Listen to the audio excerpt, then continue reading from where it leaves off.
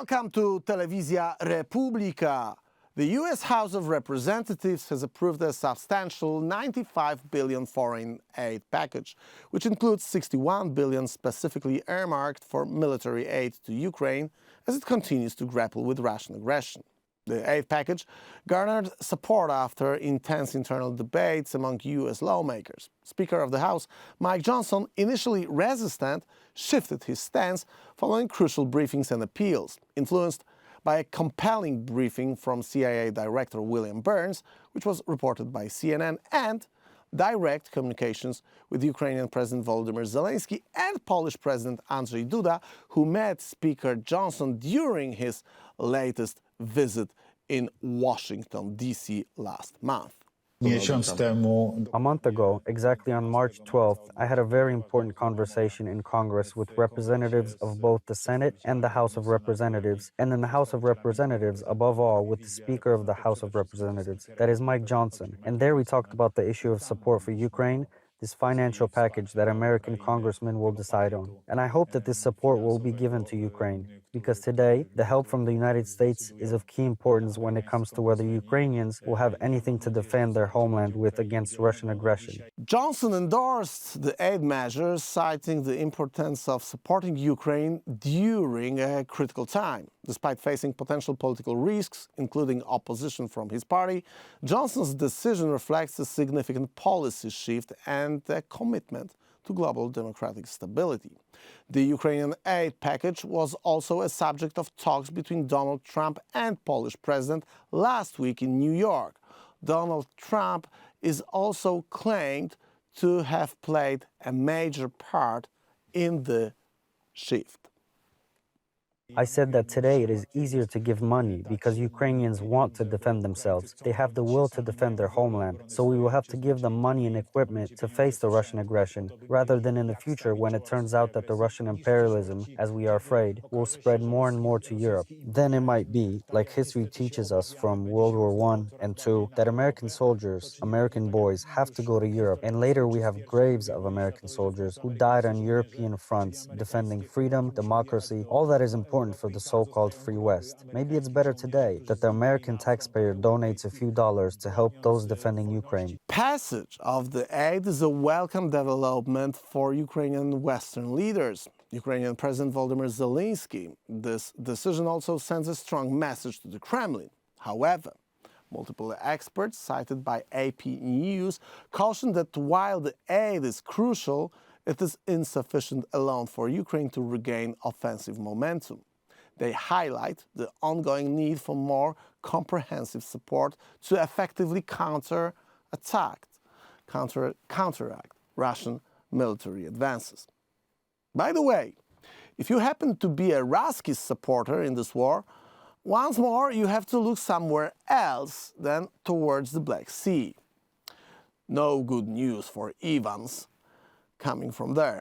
Ukraine forces reported another successful strike, this time on a Russian naval rescue and repair vessel, the Komuna, near Sevastopol. Well, Komuna is another vessel promoted to status of submarine. As the old saying in Polish goes, precz z komuną, try to repeat it, precz z komuną, which basically means commies go to hell, or, well, let's put it this way, commies go to hell. Komuna in English means simply communism.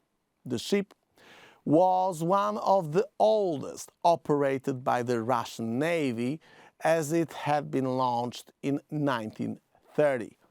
Think about it for a minute. The vessel that is being used by this terrorist communist state, Russia, has a name that is referring to communism.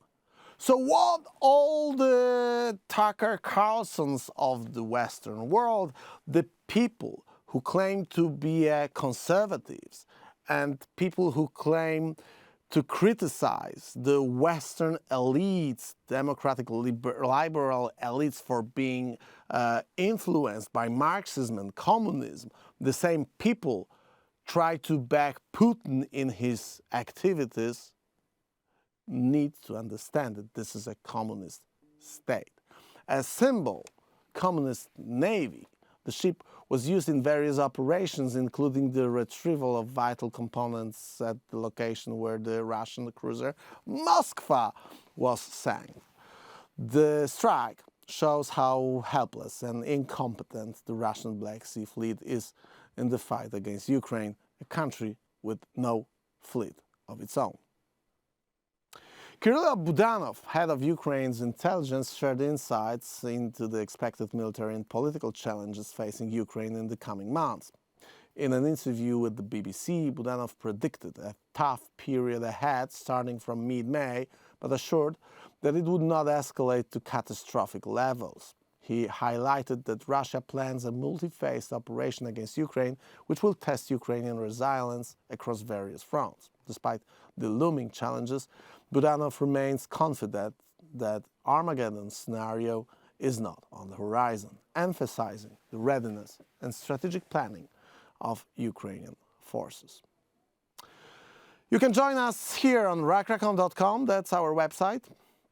You can leave us your email. We'll get back to you with our reports on the current situation on the front line, not only of this war, or actually of this front, of the broader war against the Western civilization, because that's what we are talking about on this program. My name is Michał Rachon, and this is Rachon.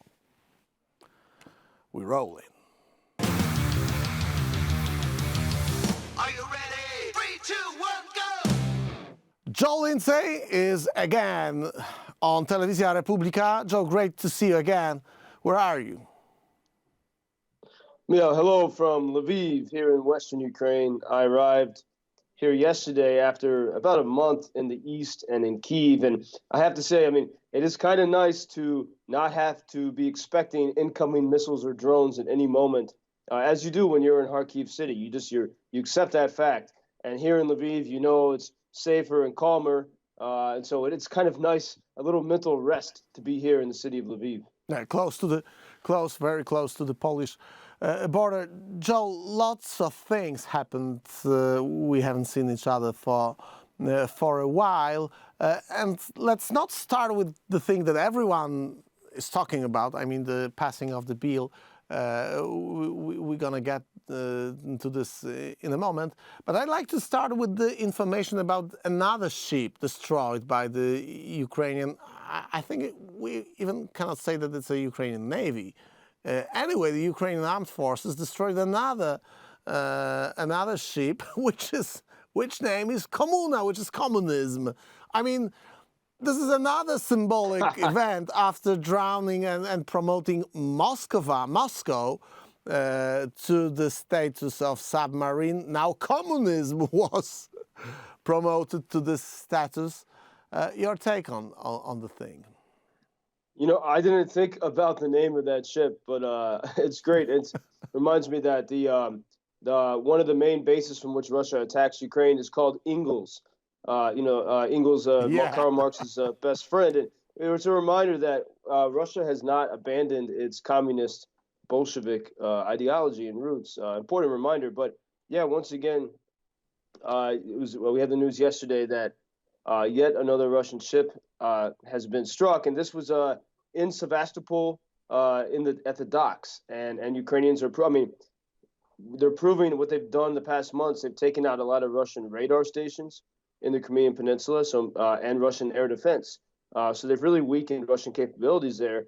And the fact that they're able to have these precise strikes on piece by piece, they're taking apart the Russian Black Sea Navy. And again, remember a week ago, we had the Ukrainian attack on Kaliningrad, that exclave within Europe of Russia on the Baltic Sea. And so Ukrainians are proving that they can very precisely target these Russian assets, and the goal is to make it untenable for Russia to have any ships on the Crimean coast and in the Black Sea. And meanwhile, also on Friday, a few days ago, we had Ukrainians shot down it seems a Russian Tu-22, one of the Russian bombers that inflicts hell on Ukraine all the time. And this was deep within Russia. It's about 300 kilometers, I think, into the Russian Federation. And this was right as Russia had a number of those bombers in the sky attacking many Ukrainian cities, including an awful attack. I mean, all attacks are awful, but an attack on the heart of Dnipro city, on the Dnipro rail station that killed, among others, an 8-year-old kid. And while that attack was happening, Ukrainians were able to push back and hit and destroy one of those jets during that attack while Russians were hitting civilian places in Ukrainian cities. This is pretty extraordinary. We have never seen that happening while those bombers are in attack mode, and this is showing Ukrainians, no matter what anyone else says, they are going for the enemy on the enemy's territory to turn this around. Yeah, that's true, and we always try to emphasize on those on events of this kind, and certainly shutting down this bomber is an important issue. We talked among our friends that it was a significant development. However, we do know now that the situation around Avdiivka and the situation around the names of the cities that we discussed for more than 2 years over the span of last couple of months deteriorated from the standpoint of Ukraine. And as we hear, the reason is simple. This couple of months of stopping the financial aid from United States had a significant effect on the front line. And it doesn't only mean changing of the line of the front. It also means lost lives. In that context, what happened last week in Washington D.C. was a breakthrough, but it is bitter in a way. I think. What's your take on what happened?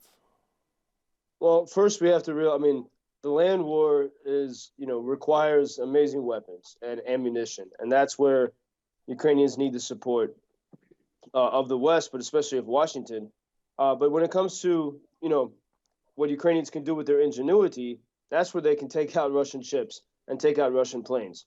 And so Ukrainians have been doing that these past months while making the case to get the munitions and the weapons needed for the land war. And so it's important to emphasize that as difficult as it is in Donbass and other places, Ukrainians are, they're not slowing down. They're finding new ways to push through.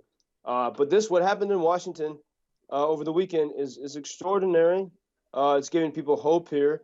And, one thing, I mean, in the bill that was passed, it was stronger than the bill that was proposed many months ago, late last year.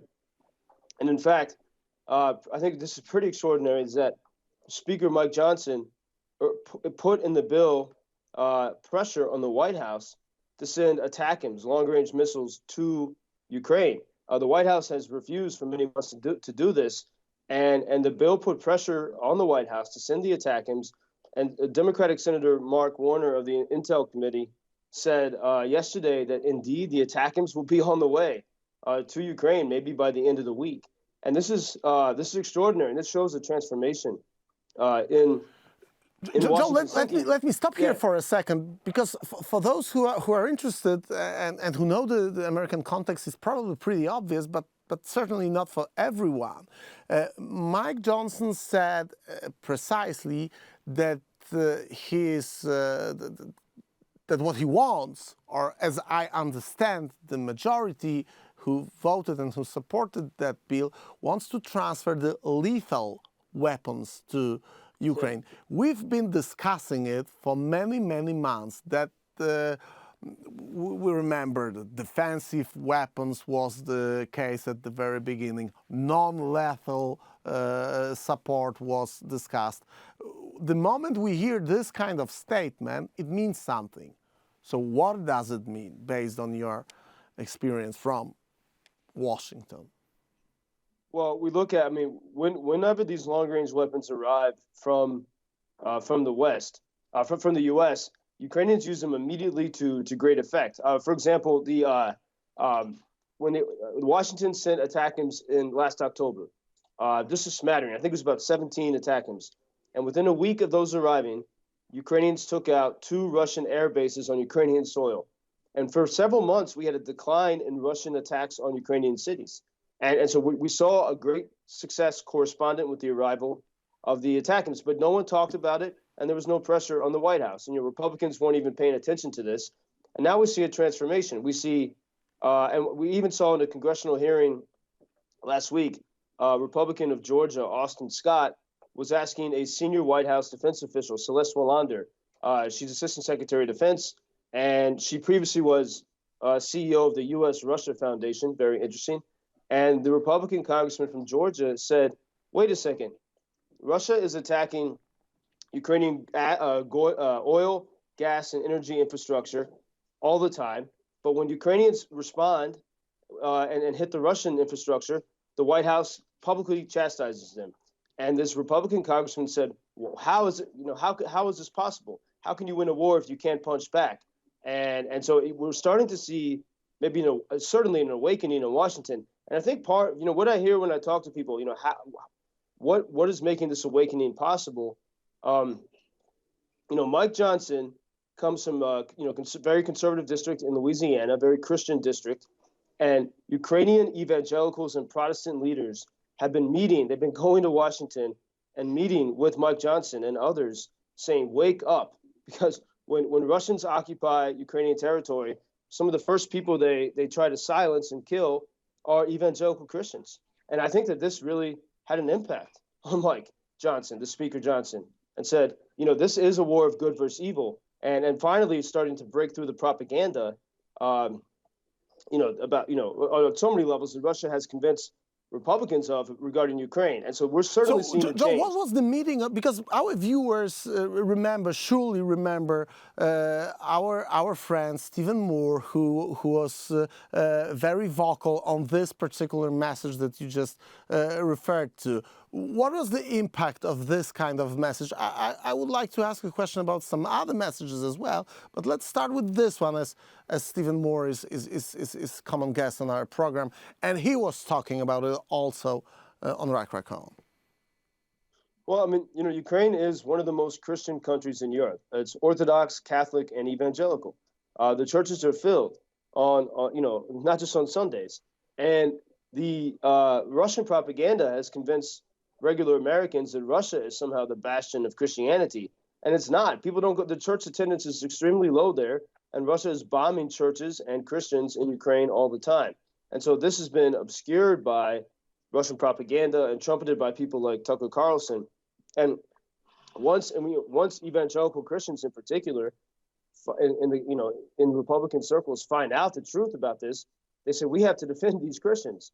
And I think Mike Johnson, I think he is realizing something. And I think he's also giving courage to people in the White House to say, we can wake up together and we can fight this together. The global elite, they want to pretend that they're helping Ukraine, but they're actually just profiting from a long war. I mean, 2023 was the best year ever for sales of American defense products. And I think a lot of people in the global elite, they don't want to have to make courageous decisions. They're okay to profit to kind of keep Russia at bay. But I think Speaker Johnson is finally waking up to the idea that just because the elites wave the Ukrainian flag doesn't mean they actually support this country. And the Russian propaganda has convinced so many Americans that anyone who waves the Ukrainian flag is actually only working to profit from this. And we're starting to see Ukraine is not a project of the global elite. Ukraine is a story of freedom, faith, and family. And so Mike Johnson, I think, has realized this, and that's why you see in that bill, he said, we're not only going to give life support to Ukraine, we are moving for lethal support to put a stop to the evil that's trying to erase this country, and we're not going to let the global elite profit from this while not actually helping Ukraine.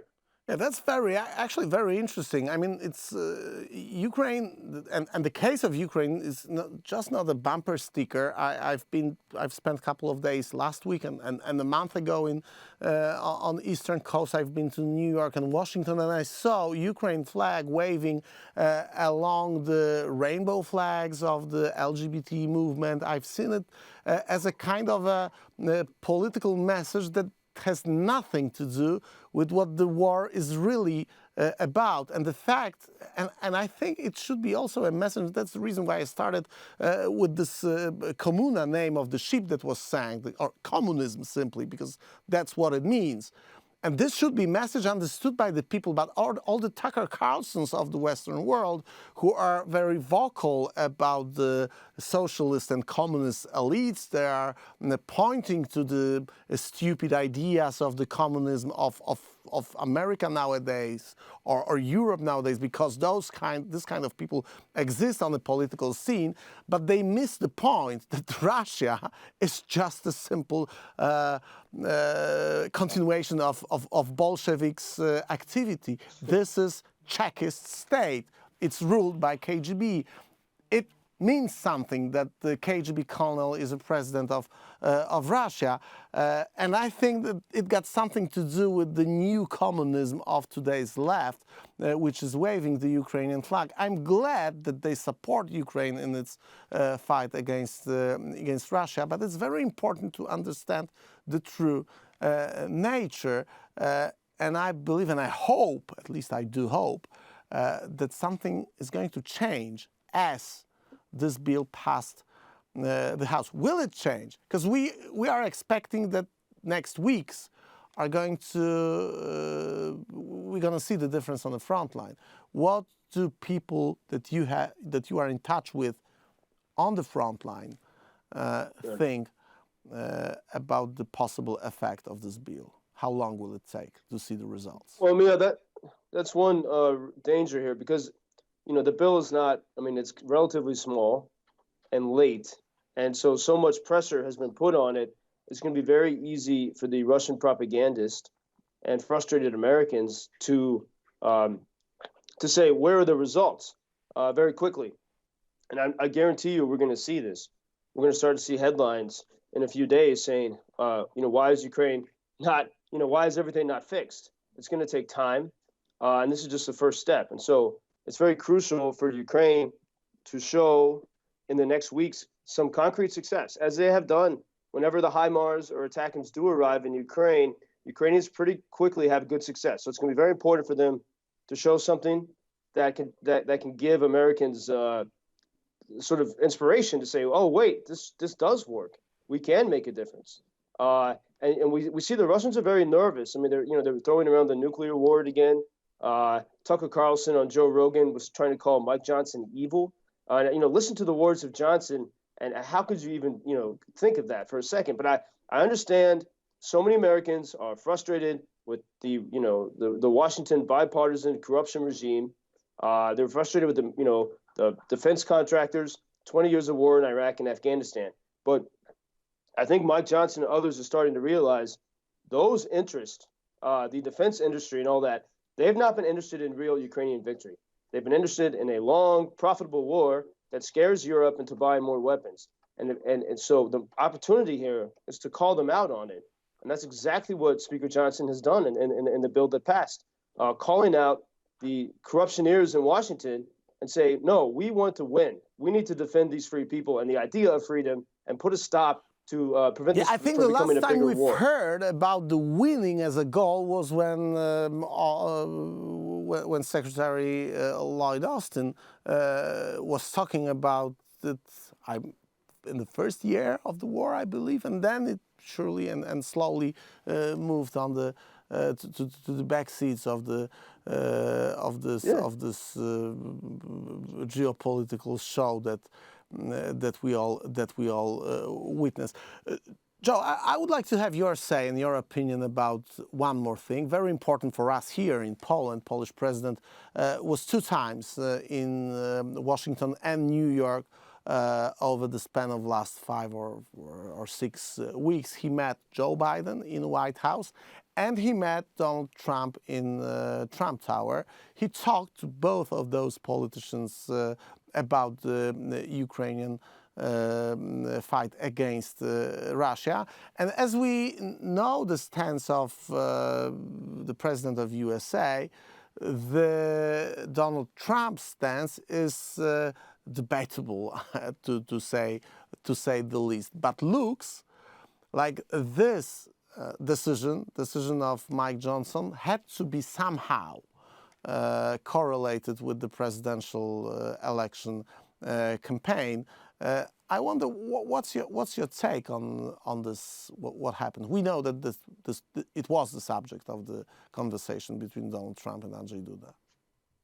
Well, I think we see. I mean, look how Mike Johnson has changed. I mean, it's clear, and I think it shows that if you believe in the idea of freedom and Ukraine and peace, you can't give up. We can't fall into partisan traps and just be filled with hatred and say the other side is evil within American politics. We need to be trying to persuade people and to show them that victory is possible and to give them the arguments so they can show it to their constituents. And so it's important.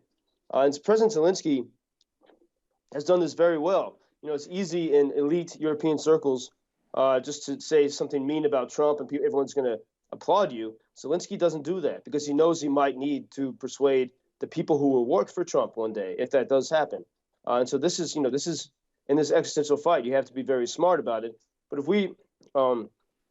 you go to our website, UkrainianFreedomNews.com, we posted a video a few days ago showing the history of bipartisan efforts in America to de-arm Ukraine, from George H.W. Bush encouraging Ukraine not to be independent, to President Clinton taking away the nukes, to Senator Obama, Democrat, and Senator Richard Lugar, Republican, coming to Ukraine and overseeing the dismantling of Ukraine's top weapons in 2005.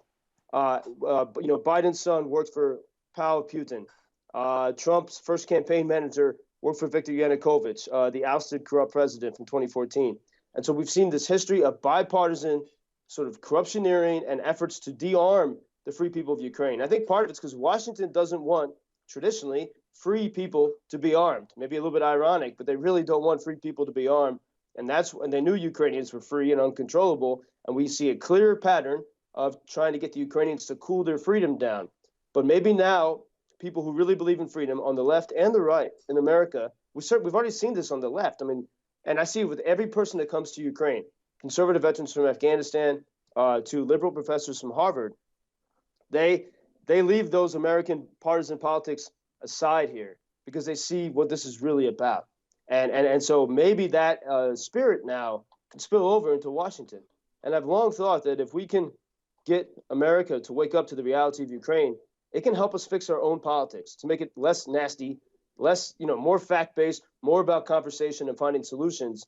And maybe that's what we're starting to see. That's the great hope here, that not only can Ukraine be saved, but also America can be healed from our awful way of communicating. Well, Joe, since I'm not an American, I'm a Polish patriot and a Polish citizen. However, when I look at this debates, I think it's very important for America and Americans to realize that being a superpower means also responsibility. And this responsibility and this being a superpower means a lot in terms of positive aspect and positive effects for your economy, for your politics, but it also means that in the crucial moments, being a superpower means standing up and doing what actually America in a way is doing in Ukraine, but at least that's my viewpoint, and I think that yours is similar. It should do much more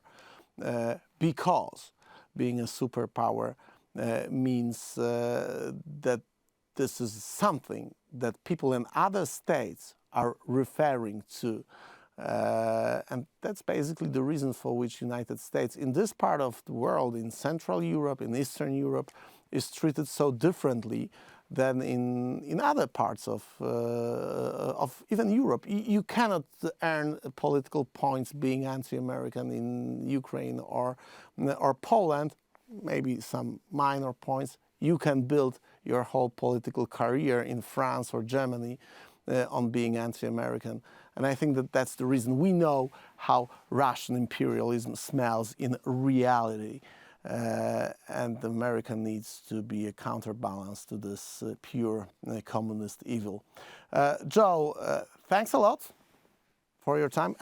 30 seconds for your fundraising. Thank you. And I say, if America, if we can start to see successes here, we can feel good about being American again, and then maybe we'll start to fix our problems in our cities and at the border, and we can start to cut through the partisanship in Washington that has prevented us from solving our own problems.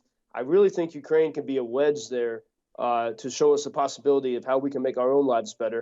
And everyone that comes to Ukraine every American I know is happy you're here, despite the danger, because it's such a nice society. And I think American could, by keeping Ukraine alive, can actually learn a lot about how to build a stronger democracy back in the USA.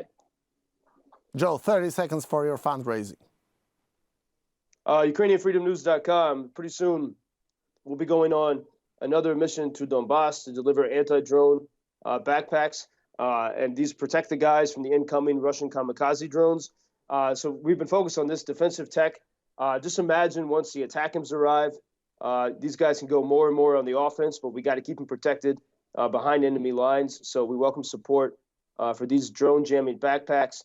Each one's about $2,500. It can protect about 12 guys. UkrainianFreedomNews.com. We welcome support there, either tax-deductible donations or via PayPal. UkrainianFreedomNews.com. Our viewers can support it. We strongly recommend it. Joe Lindsley, again, on Telewizja Republika, straight from Lviv, close to the Polish border. Joe, see you soon. Stay safe. Don't give up. Yeah, Never dziękuję. surrender. Dziękuję. Ladies and gentlemen, you can join us on rackracon.com. That's our website, and that's our Substack account. You can leave us here your email. We'll get back to you with our reports on what is going on the front lines of the ongoing war against the West. We come back tomorrow. See you soon. Ciao.